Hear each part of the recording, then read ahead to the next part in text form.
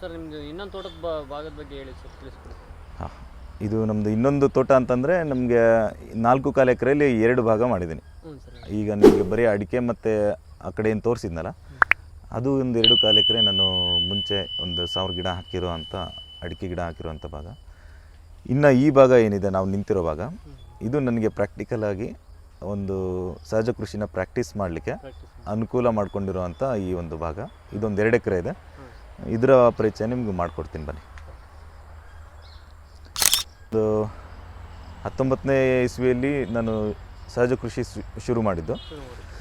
ಅದರ ನಂತರ ಇಲ್ಲಿ ನನಗೆ ಪ್ರಾಕ್ಟೀಸ್ ಏನೇನು ಮಾಡ್ತಾಯಿದ್ದೀನಿ ಅಂದರೆ, ನಮಗೆ ಹಣ್ಣಿನ ಗಿಡಗಳು, ಈಗ ನಮಗೆ ಪ್ರತಿದಿನ ತಿನ್ನಲಿಕ್ಕೆ ಏನು ಹಣ್ಣಿನ ಗಿಡಗಳು ಹಾಕ್ಕೋಬೋದು, ಅದನ್ನು ಇಲ್ಲಿ ಹಾಕ್ಕೊಳ್ಳೋಕ್ಕೆ ಶುರು ಮಾಡಿದೆ. ಫಸ್ಟ್ ನಾನು ಶುರು ಮಾಡಿದ್ದು ಬಾಳೆ. ನಮಗೆ ರಾಘವಣ್ಣ ಹತ್ರ ಏನೇನು ವೆರೈಟೀಸ್ ಇದೆ, ನನಗೆ ಹಣ್ಣಿನ ಗಿಡ ಕೊಡಿ ಅಂತ ಕೇಳಿದಾಗ ನನಗೆ ಫಸ್ಟ್ ಬಾಳೆ ಕೊಟ್ಟರು. ಸೊ ಇಲ್ಲಿಂದ ನನಗೆ ಬಾಳೆ ಬಗ್ಗೆ ತುಂಬ ಆಸಕ್ತಿ ಬಂದಿದ್ದೆ ಆವಾಗ.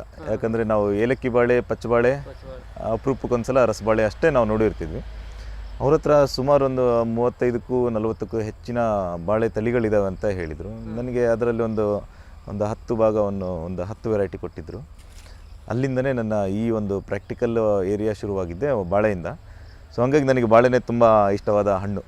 ಸೊ ಅದರ ಜೊತೆಗೆ ಲಕ್ಷ್ಮಣ ಫಲ ಇದೆ, ವಾಟರ್ ಆ್ಯಪಲ್ ಇದೆ, ಹಾಂ, ಮತ್ತು ಹಲಸಿನ ವೆರೈಟಿಗಳಿದೆ, ಮತ್ತು ಮಾವಿನ ವೆರೈಟಿಗಳು ಹಾಕಿದ್ದೀನಿ.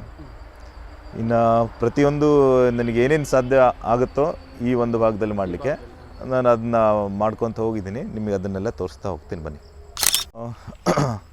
ಈಗ ರೀಸೆಂಟಾಗಿ ನಾನು ಕಾಳುಮೆಣಸು ಮತ್ತು ಏಲಕ್ಕಿ ಸ್ಪೈಸ್ ವೆರೈಟಿನ ಇಂಟ್ರೊಡ್ಯೂಸ್ ಮಾಡಿದೆ. ಸೊ ಅದರಲ್ಲಿ ಇದು ಕಾಳುಮೆಣಸು ಇದೆ, ಅಲ್ಲಿ ಜಾಯ್ಕಾಯಿ ಇದೆ, ಅಲ್ಲಿ ಮುಂದೆ ನೋಡ್ತಾ ಇದ್ದೀರಿ. ಅದ್ರ ಪಕ್ಕನೇ ಕೆಸುವಿನ ಗಡ್ಡೆ ಇದೆ, ಇಲ್ಲಿ ಮರಗೆಣಸು ಇದೆ, ಮತ್ತು ಇಲ್ಲಿ ಪೀನಟ್ ಬಟರ್ ಫ್ರೂಟ್ ಇದೆ. ಸೊ ಇಲ್ಲಿ ಏನಂದರೆ ನಾವು 1 ಇಂಚು ಜಾಗನೂ ವೇಸ್ಟ್ ಮಾಡ್ದಂಗೆ ಸೂರ್ಯನ ಕಿರಣ ನೆಲಕ್ಕೆ ಬೀಳದೇ ಇರೋ ರೀತಿಯೇ ಇಲ್ಲಿ ಒಂದು ಪ್ಲ್ಯಾನ್ ಮಾಡಿಬಿಟ್ಟಿದ್ದೀನಿ. ಈಗ ನೀವು ನೋಡಿದರೆ ಎಲ್ಲೂ ಸೂರ್ಯ ಕಿರಣ ಬೀಳ್ತಾನೆ ಇಲ್ಲ ಒಳಗೆ. ನಿಮಗೆ ಗಾಳಿ ಕೂಡ ಒಳಗಡೆ ಫೀಲ್ ಆಗಲ್ಲ. ನೀವು ಒಂದು 10 ನಿಮಿಷ ನಿಂತ್ಕೊಂಡ್ರೆ ಮೈ ತುಂಬ ಸೊಳ್ಳೆ ಕಚ್ಚೋ ಅಷ್ಟು ಪ್ರಶಾಂತವಾಗಿದೆ ಇತ್ತು. ಅಂದರೆ ಅಷ್ಟು ತಂಪಾಗಿ ವಾತಾವರಣ ನಮಗೆ ಸೃಷ್ಟಿಯಾಗಿದೆ ಇಲ್ಲಿ. ಸೊ ಇದರಲ್ಲೂ ಕೂಡ ಏನು ಮಾಡಿದ್ದೀವಿ, ಒಂದು ಸಾಲು ಬಿಟ್ಟು ಒಂದು ಸಾಲು ನಾನು ಕೋಕೋ ಹಾಕ್ಕೊಂಡಿದ್ದೀನಿ. 20 ಅಡಿ ಡಿಸ್ಟೆನ್ಸ್ ಇದೆ ಈ ಕೋಕೋ ಮತ್ತು ಆ ಕೋಕೋಗೆ. ಹಾಂ, 20 ಅಡಿ ಡಿಸ್ಟೆನ್ಸ್ ಇದೆ.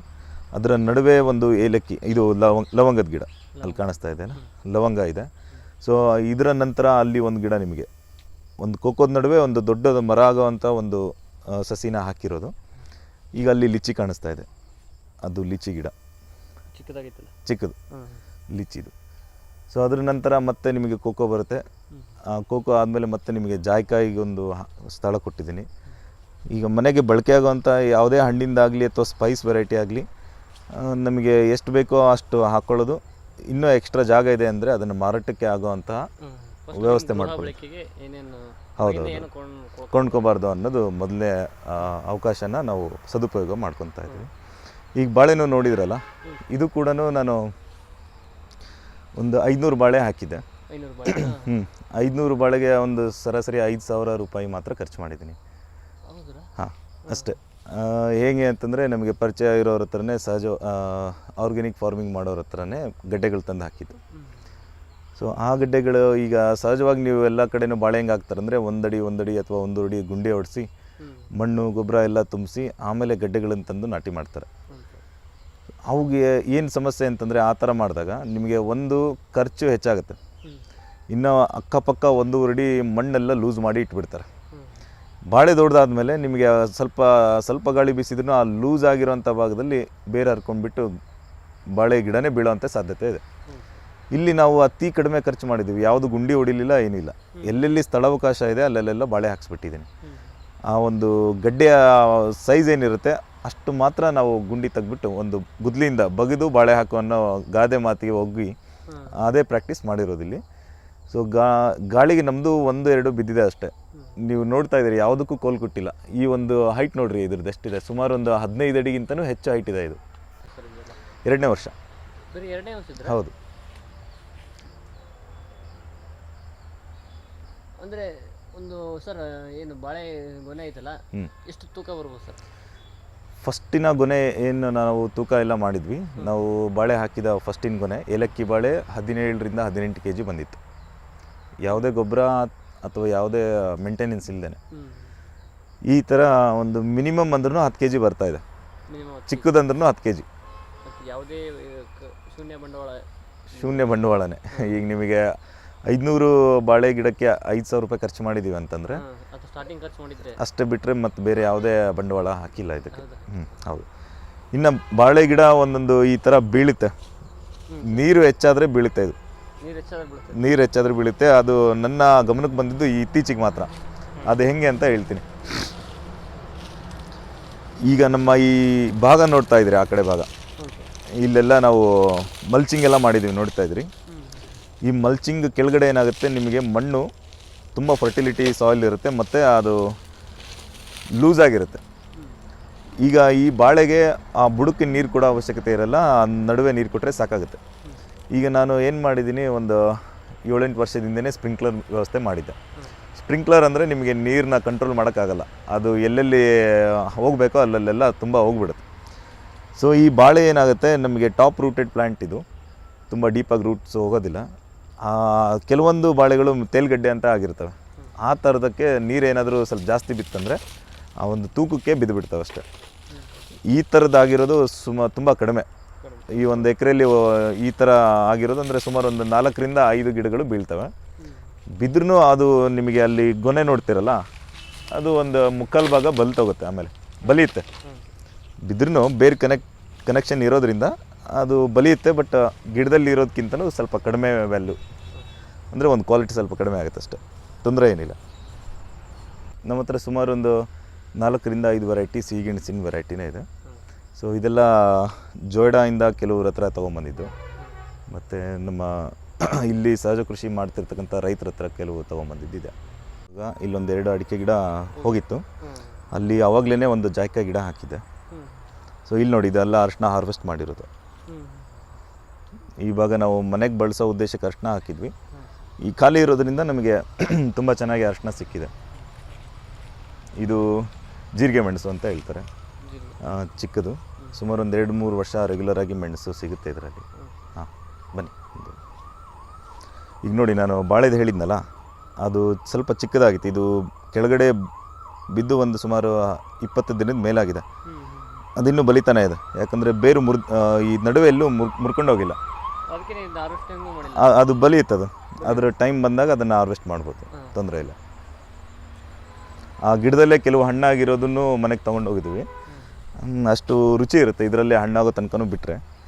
1-2 ಪಕ್ಷಿಗಳು ತಿನ್ನುತ್ತೆ, ಅದಾದಮೇಲೆ ನಾವು ತೊಗೊಂಡು ಹೋಗ್ತೀವಿ, ತೊಂದರೆ ಇಲ್ಲ. ಇದು ಒಂದು ಸ್ಪೆಷಲ್ ವೆರೈಟಿ ಬಾಳೆ ಇದು. ಹಾಂ, ಅದ್ರದ್ದು ಬಣ್ಣ ನೋಡಿ ನಿಮಗೆ ಗೊತ್ತಾಗುತ್ತೆ ಸ್ಪೆಷಲ್ ವೆರೈಟಿ ಯಾಕೆ ಹೇಳಿದೆ ಅಂತ.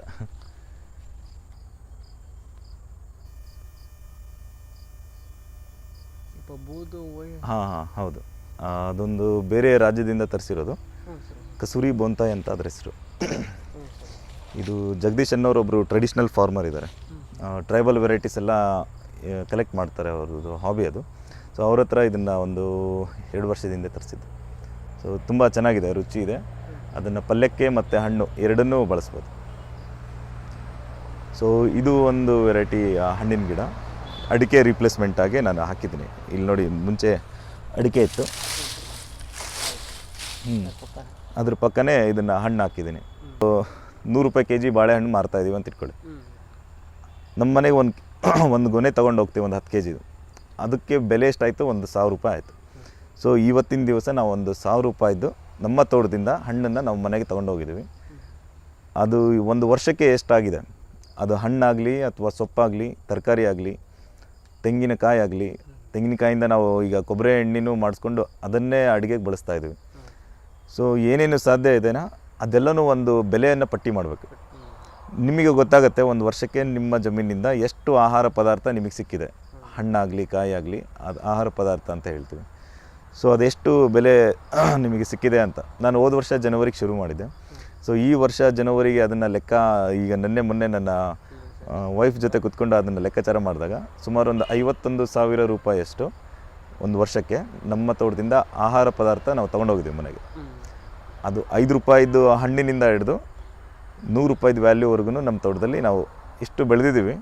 ಇದನ್ನು ಅವರು ರಾಘವಣ್ಣ ಹತ್ರ ಒಂದು ಹಂಚ್ಕೋಬೇಕು ಅನ್ನೋದೇ ನನ್ನ ಆಸೆ, ಮತ್ತು ಎಲ್ಲ ರೈತರಿಗೂ ಇದನ್ನು ಹೇಳಬೇಕು ಅನ್ನೋದು ಇಷ್ಟಪಡ್ತೀನಿ. ಯಾಕಂದರೆ ಬರೀ ಅಡಿಕೆ ಮಾಡಿದಾಗ ಇಲ್ಲಿಂದ ಒಂದು 3 ಲಕ್ಷ ದುಡ್ಡು ತೊಗೊಂಡೋದ್ವಿ ಅಂತ ಹೇಳ್ತಾರೆ ಹೊರತು ಮನೆಗೆ ಇದರಿಂದ ಒಂದಿಷ್ಟು ಹಣದ ಆಹಾರವನ್ನು ನಾವು ತೊಗೊಂಡೋದ್ವಿ ಅಂತ ಯಾರಾದರೂ ಹೇಳ್ತಾರಾ? ರೈತರಿಗೆ ಇದನ್ನೇ ನಾವು ಕಲಿಸ್ಬೇಕು ಅನ್ನೋದು. ಬೆಳೆದಿದ್ದೀವಿ ಅನ್ನೋದು ಹೇಳ್ತಾರೆ, ಮನೆಗೆ ನಾವು ಆಹಾರವಾಗಿ ಏನು ಬಳಸ್ತಾ ಇದ್ದೀವಿ ಅನ್ನೋದು ಯಾರು ಹೇಳಲ್ಲ.